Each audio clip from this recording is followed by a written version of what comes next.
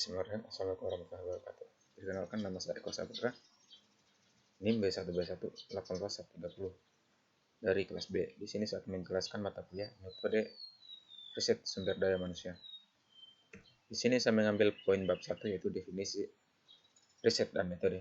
1. Pengertian umum tentang riset. Kata riset diterjemahkan dari research, yang dimana re berarti kembali dan to search artinya mencari.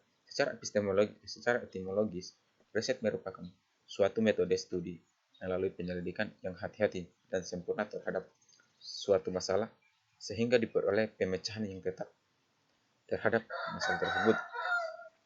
Riset dapat pula diartikan sebagai pemecahan atas sesuatu secara sistematis dengan penekanan bahwa pencarian ini dilakukan terhadap masalah-masalah yang dapat dipecahkan atau problem solving.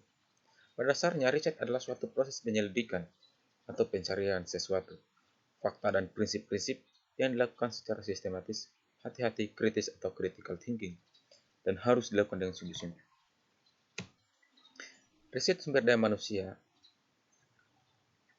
atau SDM adalah suatu proses penyelidikan atau pencarian yang berkaitan dengan perilaku manusia, dipandang dari sudut ketenaga kerjaan yang dilakukan secara sistematis, hati-hati, kritis atau critical thinking, dan harus dilakukan dengan sungguh-sungguh. Objek sumber daya manusia memiliki kekhususan sebagai berikut.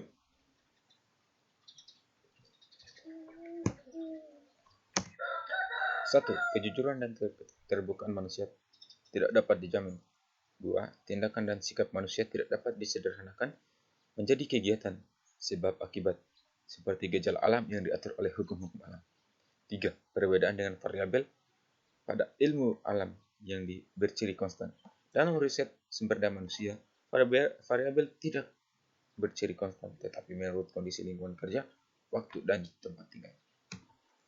Untuk mencapai pengembangan sumber daya manusia tersebut, maka pengamatan empiris tersebut haruslah menggunakan syarat-syarat sebagai berikut. 1. Cara-cara yang valid atau sah dalam mengidentifikasi dan mengukur objek yang diteliti. 2. Sikap yang objektif dalam melakukan analisis dan menginterpretasikan hasil analisisnya. 3. Kaidah verifikasi, di mana proses riset dapat ditelusuri oleh pihak lain. Kedua, riset sebagai suatu proses. Riset merupakan suatu proses yang panjang, di mana setiap riset bertujuan untuk menemukan sesuatu pengetahuan baru, atau untuk menjawab suatu pertanyaan, atau mencari pemecahan masalah yang dihadapi. Tujuan dari riset tindakan adalah sebagai berikut.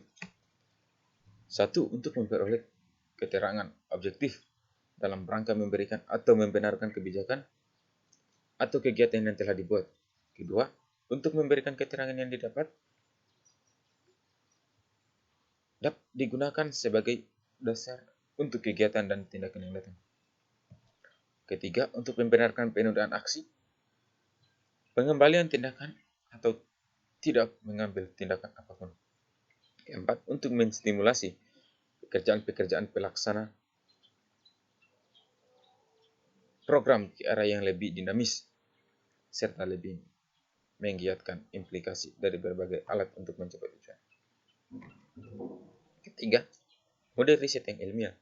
Model riset ilmiah merupakan salah satu alat pendekatan ilmiah yang digunakan untuk mencari kebenaran atau untuk menemukan suatu pengetahuan yang baru, menguji teori, atau untuk menjawab suatu pertanyaan, atau untuk mencari pemecahan masalah yang ada. Suatu metode disebut sebagai metode ilmiah jika memiliki kriteria sebagai berikut. 1. Berdasarkan fakta yang empiris. 2. Bebas dari prasangka. 3. Menggunakan prinsip-prinsip analisis. 4. Menggunakan hipotesa. 5. Menggunakan ukuran objektif. Dan 6. Menggunakan kuantifikasi. Ciri pelaksanaan metode ilmiah adalah sebagai berikut. 1. Harus sistematis dengan aturan-aturan tertentu dalam langkah dan prosedurnya. 2. Harus teliti dan hati-hati. 3. Harus bersikap skeptis. Dan 4. Langkah-langkah yang diambil harus logis dan objektif.